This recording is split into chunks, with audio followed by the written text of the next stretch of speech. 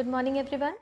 This is our new chapter, digestion of food. In this chapter we will learn digestion of food, means food का digestion हमारा कैसे होता है, वो पचता कैसे है, good eating habits, खाना खाने की good habits क्या क्या होती हैं, cooking and preserving food, जब भी हम अपना फूड कुक करते हैं तो कैसे कुक करना चाहिए और उसको लॉन्ग टाइम के लिए हम कैसे प्रिजर्व करके रख सकते हैं, ये सारी चीज़ें अपने इस चैप्टर में आज हम पढ़ेंगे.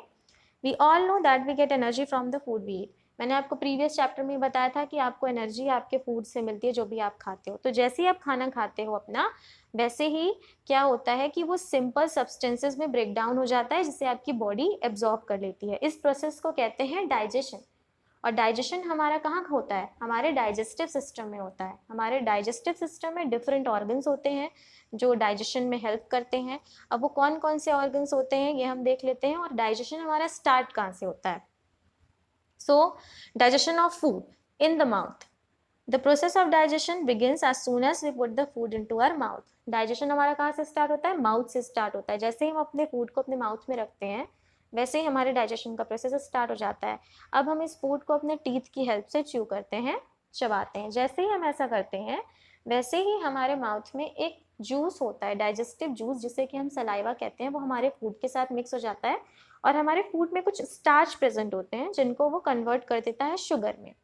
और ये हमारे फूड को थोड़ा सॉफ्ट बना देता है जिससे हम उसे ईजिली ईट कर सकें. फिर हमारी टंग हमारे फूड के साथ इस सलाइवा को और अच्छे से मिक्स करती है और उसे पुश करती है फूड पाइप की तरफ. फूड पाइप को आप एसोफेगस भी कह सकते हो. Next, in the stomach. From the mouth the food passes into the stomach through the food pipe. अब जैसे ही माउथ से फूड आपकी फूड पाइप में आया, फूड पाइप से आपके स्टमक में आता है. The stomach is a hollow muscular bag which helps to churn the food. अब आपकी स्टमक क्या है? हॉलो मस्क्यूलर बैग है, एक बैग की तरह है, खोखले बैग की तरह है. तो आपका फूड अब स्टमक में आता है आपके.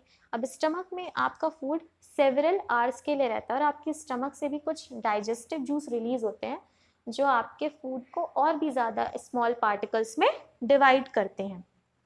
Next, in the small intestine. From the stomach the food goes into the small intestine. अब स्टमक से हमारा फूड स्मॉल इंटेस्टाइन में जाता है और जितने भी न्यूट्रिएंट्स होते हैं आपके इसी स्मॉल इंटेस्टाइन में स्टोर रहते हैं. आपके स्मॉल इंटेस्टाइन की वॉल से भी कुछ डाइजेस्टिव जूस, कुछ एसिड रिलीज होते हैं जो आपके फूड के जो सब्सटेंसेस होते हैं, पार्टिकल्स होते हैं, उनको और भी ज़्यादा स्मॉल पार्टिकल्स में डिवाइड कर देते हैं. पैनक्रियाज, लीवर्स, इनसे भी डाइजेस्टिव जूस रिलीज होते हैं जिनका भी सेम वर्क होता है. आपके जितने भी फूड आइटम्स होते हैं स्मॉल पार्टिकल्स में उनको डिवाइड कर देना, और यहीं पे जाके आपका डाइजेशन स्मॉल इंटेस्टाइन में कंप्लीट हो जाता है. नेक्स्ट पार्ट होता है आपका लार्ज इंटेस्टाइन. लार्ज इंटेस्टाइन में क्या होता है? जितने भी अनडाइजेस्ट फूड होते हैं, क्योंकि डाइजेशन तो आपका स्मॉल इंटेस्टाइन में कंप्लीट हो गया, तो अब अनडाइजेस्ट फूड कहाँ जाएगा? तो अनडाइजेस्ट फूड आपके लार्ज इंटेस्टाइन में रहता है और ये क्या करता है? जो आपके फूड में एक्स्ट्रा वाटर होता है उसको एब्जॉर्ब कर लेता है और जितना भी वेस्ट होता है उसको आपके एनएस के थ्रू आपके बॉडी से बाहर निकाल देता है. Next, good eating habits. अब आपको पता है कि खाना कैसे खाना चाहिए. मैंने बताया था कि अगर आप खाना खाते हो तो उसको खूब अच्छे से च्यू करना चाहिए, चबाना चाहिए, खूब ढेर सारा पानी पीना चाहिए ताकि ईजिली आपका फूड डाइजेस्ट हो सके, और खाना खाते वक्त बात नहीं करनी चाहिए. इस तरह से बहुत सारी ईटिंग हैबिट्स होती हैं जिन्हें आपको फॉलो करना चाहिए. Next, cooking and preserving food. अब कुक कैसे करना चाहिए? कुकिंग की क्या नीड होती है? तो कुक इसलिए करते हैं हम क्योंकि कुकिंग से हमारा फूड जो होता है वो और भी ज़्यादा टेस्टी हो जाता है, ईजिली डाइजेस्ट हो जाता है, उसके जितने भी जर्म्स होते हैं वो किल हो जाते हैं, मर जाते हैं. Next, preserving food. फूड को प्रिजर्व कैसे रख सकते हैं लॉन्ग टाइम के लिए?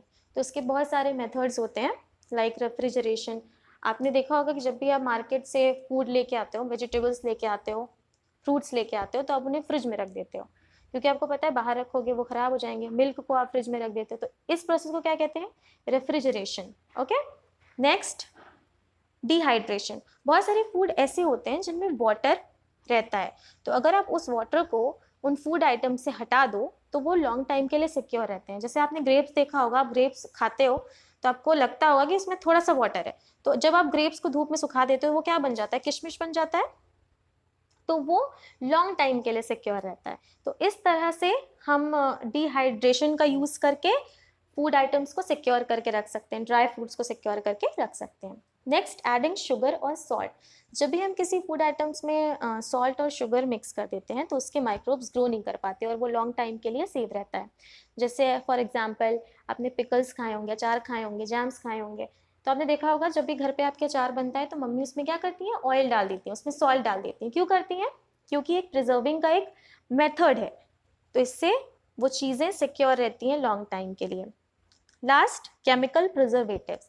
अब केमिकल प्रिजर्वेटिव्स ऐसे होते हैं जिनका यूज़ हम प्रिजर्वेशन के लिए करते हैं। तो एक प्रिजर्वेटिव होता है सोडियम बेनोजोएट, आप आगे की क्लास में पढ़ोगे अपने, तो इनका यूज़ हम प्रिजर्वेटिव्स के लिए करते हैं। इनको जब भी हम अपने फूड में ऐड कर देते हैं तो हमारा फूड लॉन्ग टाइम के लिए सेव रहता है, सिक्योर रहता है। आई होप आपको ये चैप्टर बहुत अच्छे से समझ में आएगा। फिर भी अगर आपको कोई डाउट होता है तो आप मेरे से पूछ लेना। Okay, thank you.